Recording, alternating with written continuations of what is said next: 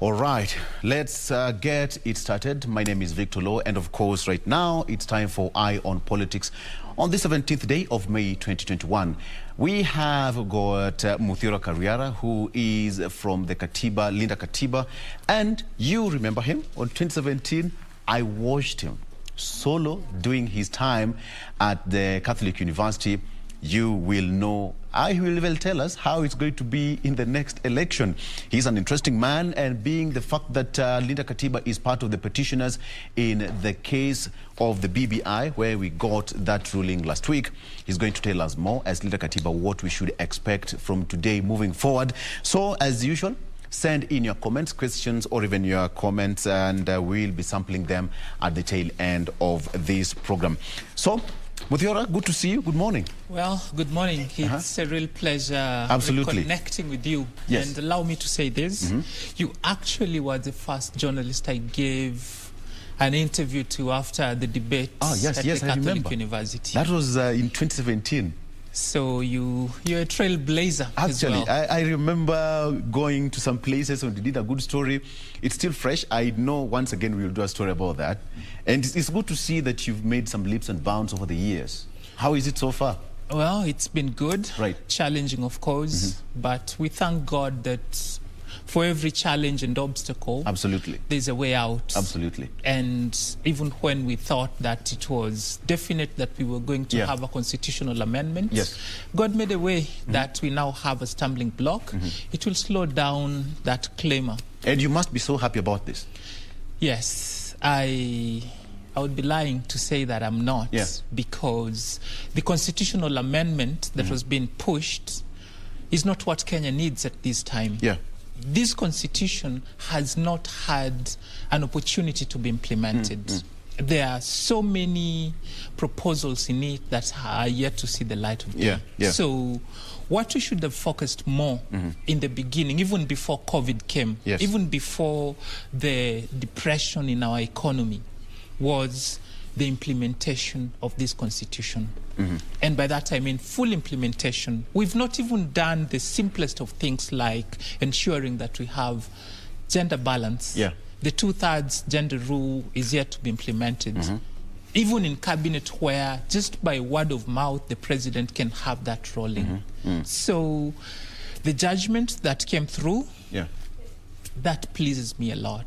And it gives me hope that in Kenya, we still have men and women of integrity who can stand to defend and protect the Constitution. Did you expect that ruling? I did. You as an individual and as Linda Katiba? Yes, we had a lot of hope that someone somewhere down the road will do the right thing. It's true that the executive has overreached its authority from time to time, and sometimes the judiciary has been cowed to give judgments that favor it. But on these, from the very beginning, there were glaring breaches of the Constitution, and anyone that is sane and serious with their job, they would have done what happened.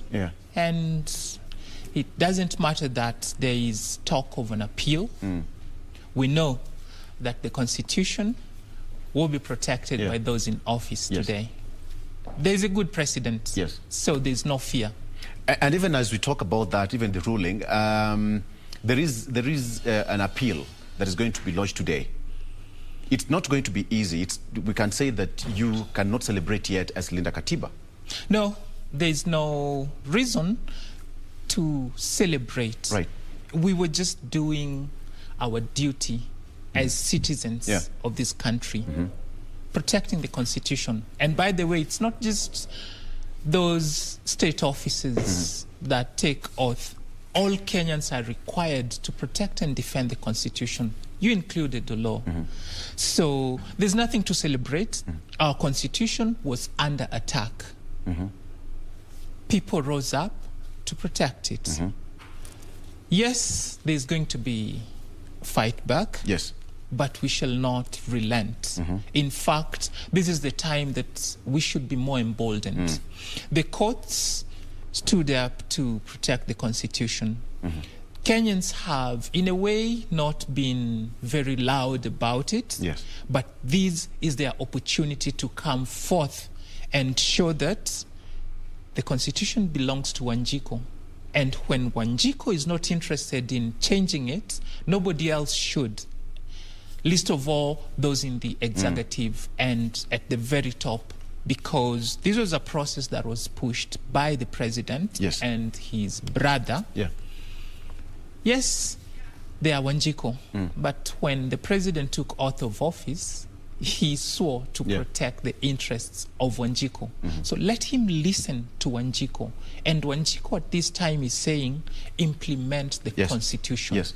What are your major concerns about this, the constitution amendments that you people raised at the courts? What are some of the specifics?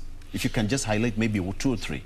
You see, at the very onset, there was a handshake because the country was teetering on the brink of going into chaos. So that came as a result of the divisive elections we had in 2017. Right. So the biggest issue was, how can Kenyans harmoniously coexist? The BBI was not addressing that. In fact, it should disappoint you that those pushing it knew that the proposals they were making were going to install tribal kingpins, which would further divide the nation along those tribal lines. So the fault lines would be greater than they already are. And it didn't bother those pushing these amendments. So that's the biggest thing that should keep everyone on their feet to ensure that this does not go through. Now, leave that aside. You look at the proposal to amend the structure of the legislature. Wanjiku does not want that. Wanjiku was very clear from the very beginning that they wanted separation of powers. If you're in the executive, you serve in the executive. If you're in parliament, you serve in parliament. They also wanted to curb on the independence of the judiciary. Now, imagine if that had been curtailed before this judgment. You can be sure that we wouldn't have had the kind of a ruling that we had with regard to this BBI. So those are some of the things that must always keep us awake and alert, so that the gains we fought so hard for are not taken away. It was a popular initiative, and it went through the processes from the moment the handshake was there and to this particular point. Then why are you saying that Wanjiku is not happy? And yet it was a popular initiative. Last week it went through the Senate, the other week it was in Parliament, and now it was going to the President for assent. Well, the President has the, should I say, the comfort of hiring whatever legal counsel he can. He should have been duly advised that the initiative he was taking on was not a public initiative, because he is privileged. He holds office that has a lot of sway. He has resources at his disposal that Wanjiku provides. So from the very beginning, the president should have known that that's not a path that was open to him. And I bet he knew. But we've seen that this government has disregarded rule of law. At some point, they have sidestepped the Constitution. And the Constitution to them oftentimes has been an inconvenience. So clearly, he was wrong. He should be faulted for that. But we can cut him some slack. We say, since we implemented this constitution, we've never had a scenario like the one we have before, where we are defining terms more specifically. Like, this is what public participation means. This is what public initiative means, etc., etc. So as much as we would like to cut him some slack, we must remind him that he is there because the people donated their powers to him. So he's holding that in trust. He cannot do that which pleases him if it's not what Wanjiku needs. Is it right to say that Linda Katiba is a de facto kind of a no side of the referendum. Because there is no any other outfit that has come out to oppose this initiative as strong as Linda Katiba. Well, Linda Katiba is a conglomeration of Kenyans. Let's first get that together. It's you and me, the common people, coming together because we realized that the politicians are doing what they always do, and that's been selfish, pushing an agenda for themselves. So Kenyans came together under the banner of Linda Katiba. It's not a CSO, it's not a registered company, it's not a political party. They're not pushing a political agenda. They're just protecting the Constitution. And they came out boldly when people lacked the courage to push back against the constitutional amendment. And they said no. And I'm proud to be associated with Linda Katiba because this is my cardinal duty. And I urge anyone out there, the judges stepped up for us. They may not be able to sustain it. For us to keep the victory, we have to push back now and say what we've been feeling all along, and that is we do not want for the Constitution to be amended. We want for it to be fully implemented. Yes. Some people say that the judgment was an attack to an individual, name withheld, and some institutions. What do you make of that? There is no need to withhold the name. It was clear in the High Court. They said Mr. Uhuru Muigai Kenyatta. And against him, they had three things, and they outlined them. And some would say that calling the president Mr. Uhuru Kenyatta in that judgment was disrespect to his authority. I will call you an officer when your conduct and character is at that level that is required. But our president has fallen short. I'll take you back from when he was just sworn in. We had a citizen by the name of Miguna, whose rights were abused, actually withdrawn, denied. There are 13 court injunctions, court orders that were issued that Miguna should be brought back to Kenya. To date, they have never been implemented. JSC did its role, and JSC is a judicial commission, and forwarded to the president a list of judges, and the president has been sitting on that. You look at the most recent case that came up with regard to the appointments of CASs, and it indicts the character of the president. So we will call you president when you show that you're worthy of the title. And besides, it's not the president that was doing the handshake per se. It was Uhuru and his brother. So in court, Uhuru was on trial, not the president of the Republic of Kenya. Yes. So in other words, it was a president's agenda? It was not a president's agenda. It was an individual in the president's office agenda. And this has happened before with President Jomo Kenyatta. He changed the constitution when it suited him. President Moi did the same. But when President Kibaki came into office, he followed the right procedure in order for us to overhaul the Constitution. And by the way, what they were doing was not amending the Constitution. Of the 18 chapters we have, they were changing 13. That was an overthrow of the Constitution. A proper process ought to have been followed. It wasn't followed because Mr. Uhuru Muigai Kenyatta thought he could get away with it. And the court said, no, you cannot. Some people say that the judgment was activist kind of judgment. And they said that, in fact, some say that it was activism in courts and politics at the same time. It was not a legal judgment. What do you make of that? That's not true. The truth is, we have competent judges in the High Court, and they picked the very best. We have bestowed upon them power to act on our behalf. We, as the people of Kenya, So they were merely exercising that power on our behalf. They saw the excesses of the executive and they stopped them in their tracks. When you are doing the job for which you have been hired, it's wrong to be called out that you're exercising activism. Those judges are not activists. They are patriots. Yes. They stood for Kenya. Let's not call them names. Yeah.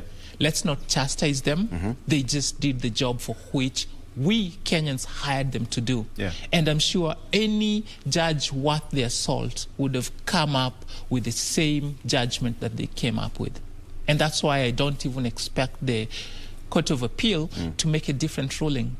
Yes. Do you buy the stories going out there that the kind of judgment that they rendered last week was sort of a revenge now that the president has not appointed the 40 judges? No, it wasn't. What is your view from Linda Katiba? Victor, the process of amending the Constitution was wrong from the very beginning. Right. Two individuals came together, no problem with that. But they are privileged individuals.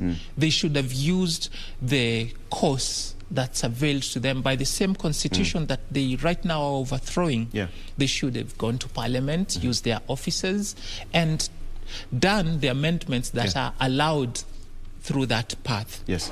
But they hoodwinked Kenyans that they're going to do a public initiative. Can you imagine now they're coming to us and saying that the promoters of the BBI is Dennis Waweru and Junet Mohammed? Yes. When all along they've been saying it was me and my brother, and we left everyone out in that talk.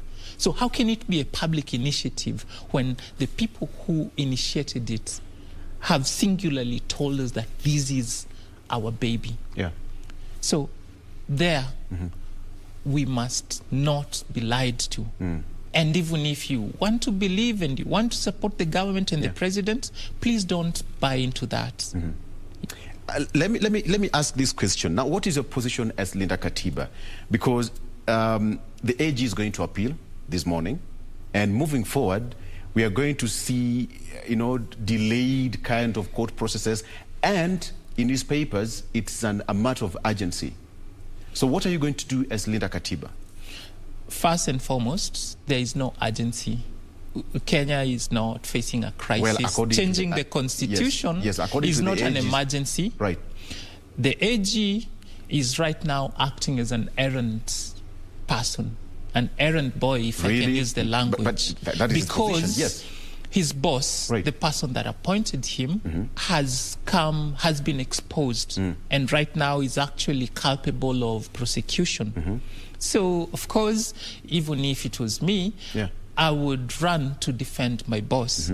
But that is your struggle. Kenyans are not in it. So do not make your emergency our emergency. As Linda Katiba, we will do just what Linda Katiba is about, and that is defending the Constitution. We hold, if you want to amend the Constitution, follow the right process. And do it not because you want, but because Wanjiku wants that. So we will go to court. We will defend our position. Right. Whatever was pointed out is in black and white. There are no gray areas. This is where people say the law is very clear. And indeed it's clear. If we do not get justice in the Court of Appeal, we will move to the next stage. And if you may recall, it was not just Linda Katiba. Linda Katiba was just one of those petitioners in this matter. Would you mind mentioning some of the petitioners in this case? Well, there was Third Way Alliance. Right. There are individuals who were enjoined in the suit. A lot of people. And in fact, going forward right now, I hope you've been able to test the sentiment on the ground. Kenyans are now more aware about what's happening. So they'll also want to come in should the appellate court want to overturn whatever the High Court ruled. So this is going to be a litigious process. Yes. That is not going to end anytime soon. And this is when the president will really regret not appointing those judges that were supposed to be joining the Court of Appeal, because clearly we have a shortage of judges, and now you want to pick and have this process fast-tracked. Let the process follow its due process. It took so long to get us to Thursday. Yes. We expect for the appeal process to take maybe another 3 months. Are you worried that because matters law is not cast on stone, that it has to be done within 2-3 days? This is a process. Are you worried that out of this appeal, we might not be able to meet some of the guidelines and the timelines that needed? For example, the referendum, the tenure of the current parliament might be, prolonged. Are you worried about that? What I'm worried about is these governments' inability to adhere to the Constitution and to respect court processes and court orders. That's what I'm worried about. But otherwise, we are not operating in a vacuum. We know that in August next year, this government is supposed to go home. What if it doesn't? That will duly happen. If it doesn't, that's because we won't be living in Kenya. But if we live in Kenya, this government will go home in August next year. Now, that aside, we know that for us to have a referendum, it's required, or it's good manners.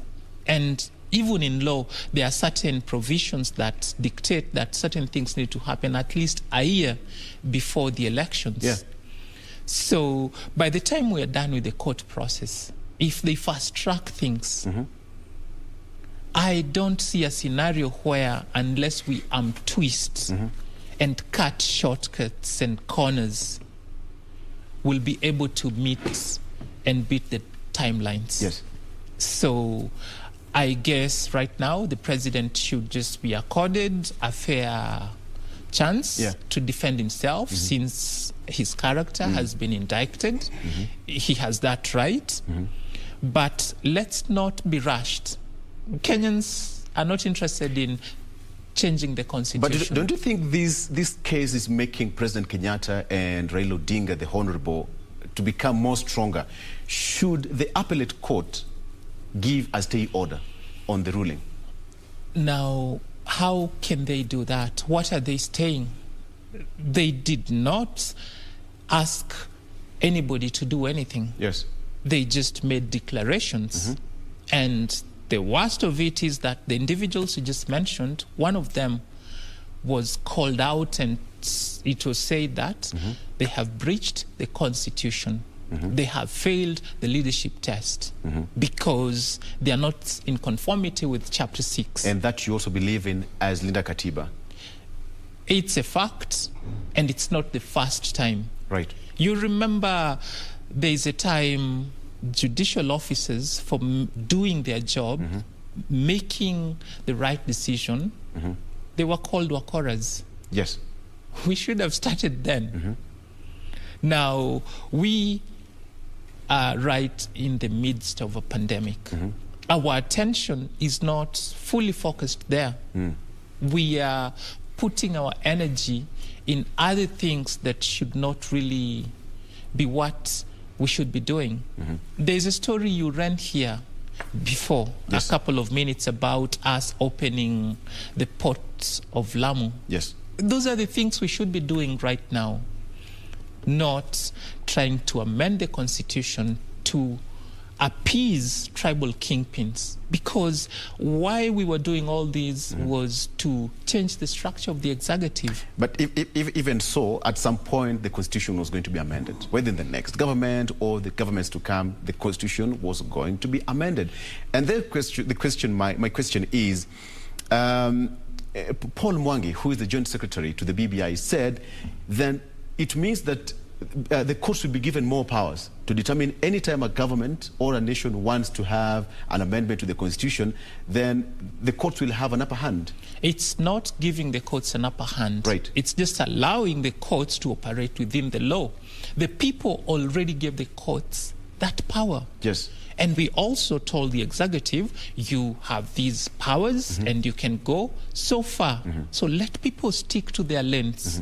When the BBI bill went to Parliament, they were allowed to do their job. Yes. And they passed it.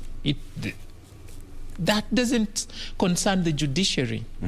When it landed at the judiciary and they reviewed the matters and the evidence, they came up with a ruling. So let us allow for the separation of powers. That's what Wanjiko asked for. Went and voted and gave herself this new constitution. Let us implement the constitution. The courts are there to apply and interpret the constitution. And they have done a good job. Yes. Whatever judgment they gave, it was well reasoned out. For anyone that is saying, you look at the facts as presented, they did not play politics.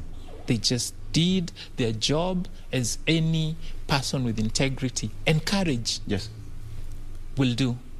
So let's not vindicate. Let's not vilify a good job when it's done. And I know Kenyans are not used to people doing their job, but these guys did their job. We should laud them. We should praise them. And other officers in government should emulate them. Okay, at some point, Leader Katiba was not vocal. I personally don't know what happened, but is Leader Katiba back to life?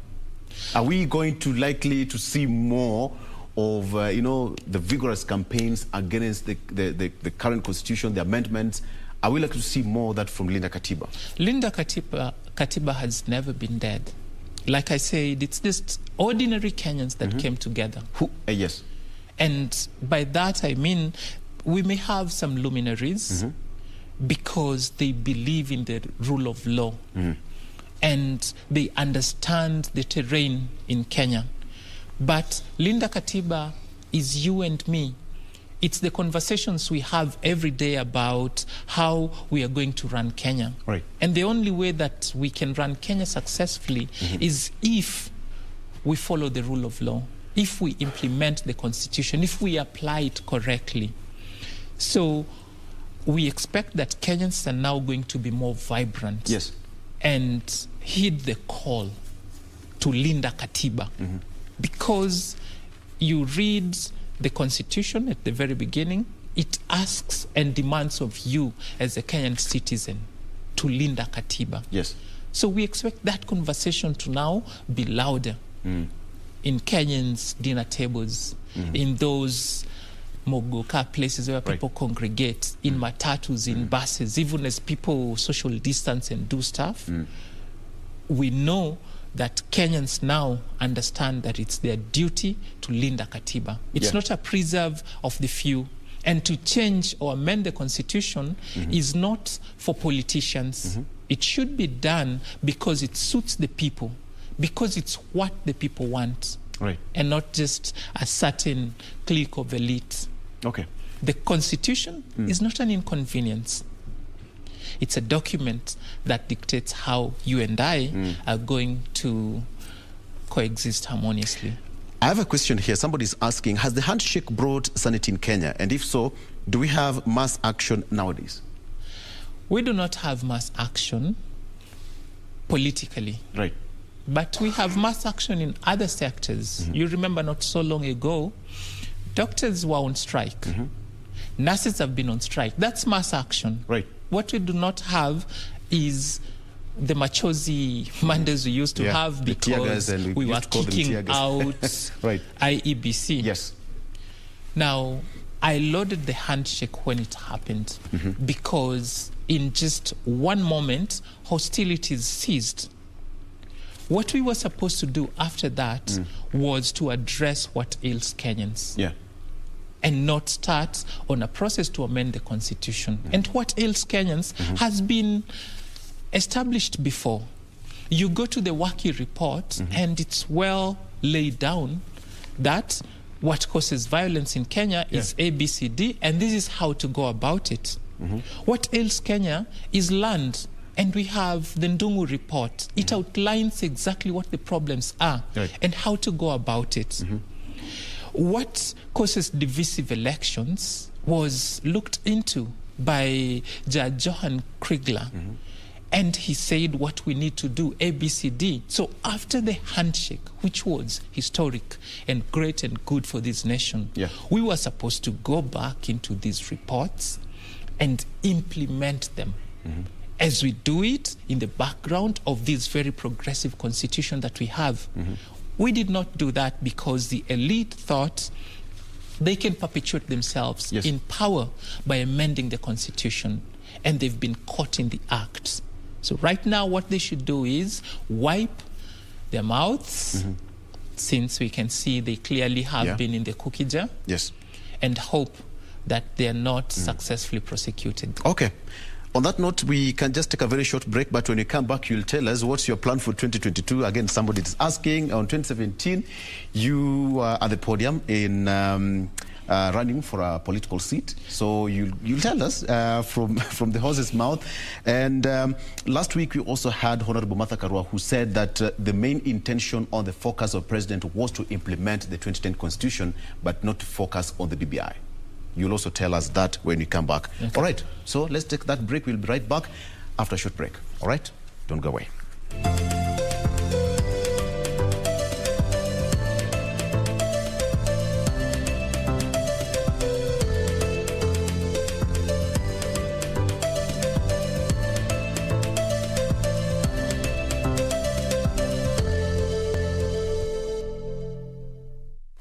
All right, welcome back. You are still watching Eye on Politics on KBC Channel 1. My name is Victor Oloo, and with me I've got Muthiora Kariara from Linda Katiba, and he's telling us more on what we should expect. Now, moving on, I asked a question before we went on a break. Honorable Martha Karua last week said that the main agenda of the president was supposed to implement the 2010 Constitution, but not focus on the BBI. Do you buy the same sentiments? I do. He swore an oath, you remember, in Kasarani, to defend and protect. And that means he was going to make sure that the Constitution is implemented to the latter. He did not do that. And we know Maraga, before he left, he gave an advisory that he should actually dissolve Parliament because they have failed on their duty to implement the two-thirds gender rule. And that's just one among other things that have not happened. If the president was keen on implementing the Constitution, Kenya would be greater today than it is, because the 2010 Constitution was a well-thought-out process. Yes. It may not be perfect, it may have its flaws, but if implemented, it has great benefits to us. So what we should do, what the president should have done, was first and foremost give it his all in the process of implementation. But he's fallen short, and I support Martha Karua. She has been firm, she has been clear, and she has always been about implementing the 2010 Constitution to the latter. So the president was mistaken to engage in a diversionary project called BBI. He should just have stopped at the handshake because it gave him room to operate. NASA ceased hostilities. The country went back into calmness. He should have taken advantage of that and focused on the oath of office that he took. Yes. He did not. And I regret that he was misled. Yes. Now, sometimes I've been told I'm not competent enough to advise the president. But clearly you can see the quality of advice he's been getting from whoever advises him. And it's on any matter. They just always get it wrong. On the constitutional amendment, they got it wrong. And for the remaining bit, I think he should focus on now implementing whatever little he can. His project, the Big Four, has suffered at the behest of the BBI. He can still save face. He can still implement the bits that are possible. Remember, he's the party leader of the party with the majority in parliament. He has the executive. Recently, he's waiting for the process of extolling the Chief Justice to come to him, and he appends his signature. He has the tools and instruments to ensure that the Constitution is implemented. And while at it, let him revisit the court orders that have been given, and especially on Miguna. He can start there and come through the whole process. He shouldn't wait or use COVID-19 as an excuse. The court pronounced itself that the position he created of CASs is illegal. He should just disband that. After he does that, he should read majority of what was put in the judgment, and that is the BBI process is unconstitutional. He should not engage in that going forward at all. That brings my next question. As Linda Katiba, you also believe that the BBI process was unconstitutional? It is unconstitutional. Under what grounds? The process. Number one, we have two individuals who have the privilege of power, saying they're using the popular initiative to amend the Constitution. They were doing that, hoodwinking Kenyans, because they knew that that's the path that would allow them to change even the substructure of the Constitution. So clearly from the very beginning, there was that ill intention to overthrow the Constitution. This document is not an individual's document. It was not. It's the people's document. Yes. And they were overthrowing it just because they thought they could get away with it. So it's unconstitutional. It's an illegality. The AG should not be using our taxes right now in court to appeal this process. It's a nullity. So the president and his brother should focus. And they have wars in their turfs that they should be fighting and not engaging in the bigger war. Because Wanjiko right now is not going to let them keep doing this. Someone asked about mass action and stuff. We are going to see that very soon. We don't want to go there. We don't want to go back into the streets because we have the threat of COVID and we need to social distance and avoid gatherings. Political gatherings have been banned. And in fact, this is something I should talk about because that's another overreach by the president, curtailing people's freedoms of assembly under the guise of we are in a pandemic. Just before you get into that, you're saying that it was not a popular initiative. Personally, I covered stories.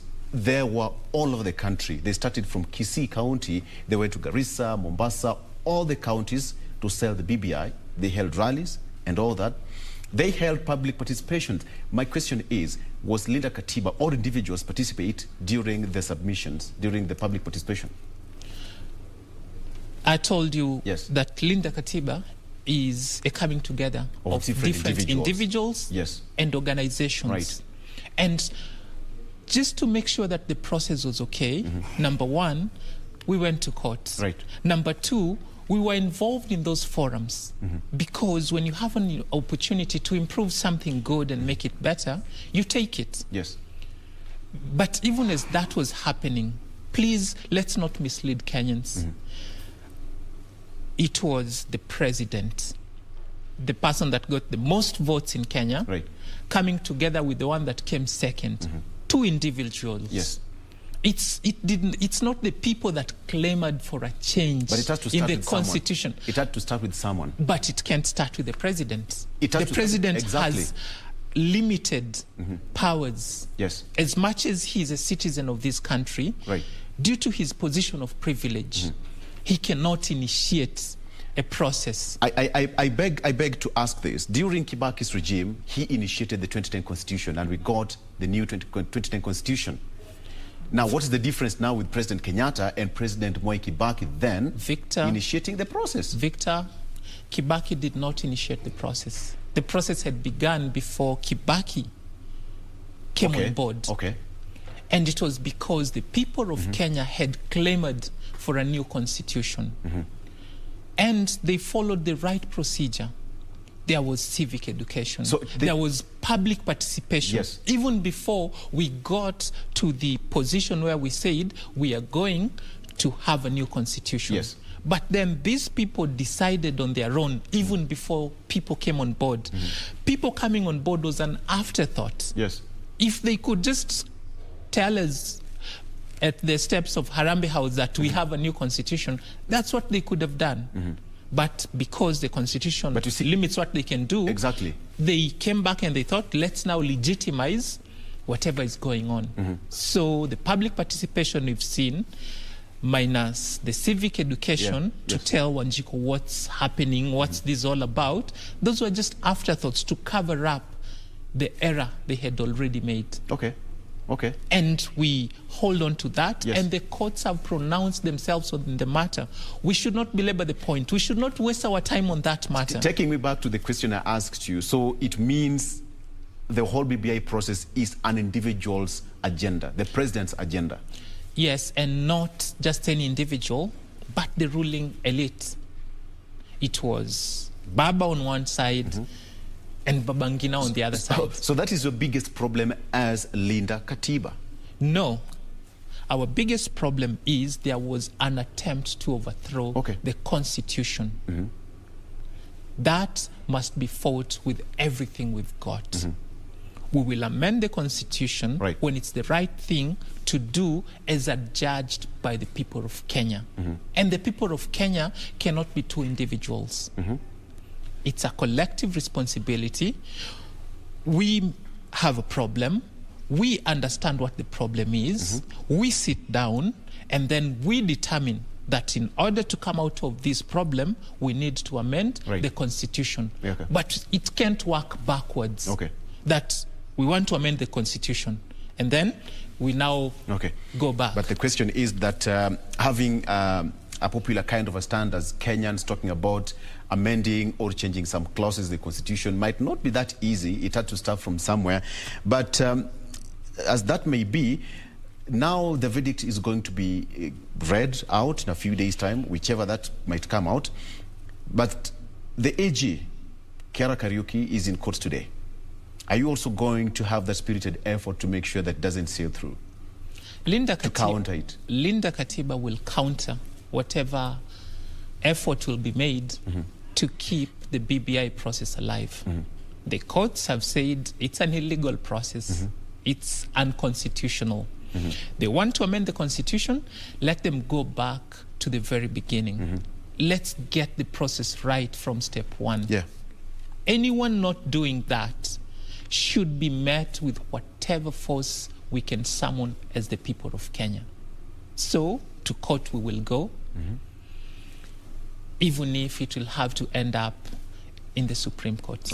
And I'm glad right now the Supreme Court is well constituted, so no problems there. And we hope the men and women of integrity in those places will stand up and overcome whatever challenge they may face. So because definitely, and we've seen it before, there'll be arm twisting, there'll be underhand games. But the will of the people, which at this moment is we do not want to change the constitution, will prevail. And even if they do go ahead, they will face the wrath of the people. Victor, I am not from those circles in the ruling elite. I interact with the common man on the ground, and they are not interested in changing the constitution.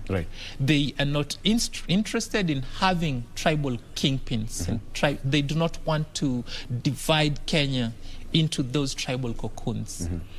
That's the worst thing that the BBI amendments were going to bring. And must be resisted. As Linda Katiba, are you going to have a consolidated petition against the petitioners now, or you are going to go to court as Linda Katiba? Well, fortunately, at this moment, it's just going to be one. The whole matter was consolidated into one. So there is a collective team. It's not just Linda Katiba. There are other interested parties with whom we are working And what we need more is for Kenyans to now come out in their numbers via social media, via other platforms, to show solidarity. Right. Because the moment we die is the moment we stop to talk about the things that matter. And right now, it matters most to defend our constitution from the attack by the executive. Yes. Again, somebody is asking, is Linda Katiba an activist group? Linda Katiba, myself, yes. Muthiora Kariara, I'm a politician. I'm not an activist. I'm just an active citizen in the space that I need to be right now, yes. because our freedoms as a people have been infringed upon. We have activists, people who have given their lives to defend what's good for Kenya. They are part of these movements and initiative. We have CSOs that are backing whatever is happening right now. So Linda Katiba has the face of the people. We are not registered. We are just a collection of people who are doing good for this nation. Yeah. And again, Fadhili Kamuti is asking, who funds Linda Katiba? Linda Katiba, and you mentioned earlier that we seem to have fizzled out. We were not so bold and vocal. It's because we lack the resources that the people fronting the BBI have. We are doing whatever we can with whatever little we've got. I'm here in my capacity as an individual. And that's what every other Kenyan out there supporting Linda Katiba has been doing. Yes. It's been mentioned that we have money from donors, from whatever international organizations. When we get that, we appreciate. But it's because they're supporting the good work we are doing. But otherwise, we are self-mobilized. We are not doing these with any ulterior motive. Our goal is to safeguard the interests of the Kenyan people. What is the lifeline of Linda Katiba? Are we going to see you now getting more stronger, even moving forward, or is just for this particular period and then all of a sudden we stop to see you exist? Our goal is not to grow strong. Right. Our goal is to just be strong enough to defend the Constitution and to ensure that the mutilation that was about to happen does not go through. Yes. We have no political interest. So if you're asking if we are doing these so we can position for 2022, that's not what we are about. These are just honest, sincere Kenyans that want what's best for this nation. Yes. So please spare us the talk we've had out there about other affiliations. We are not affiliated to any political outfit or individual. Yes. Personally, Muthiora Kariara, I'm the party leader of the great nationhood party of Kenya. But I'm not pushing a political agenda through Linda Katiba.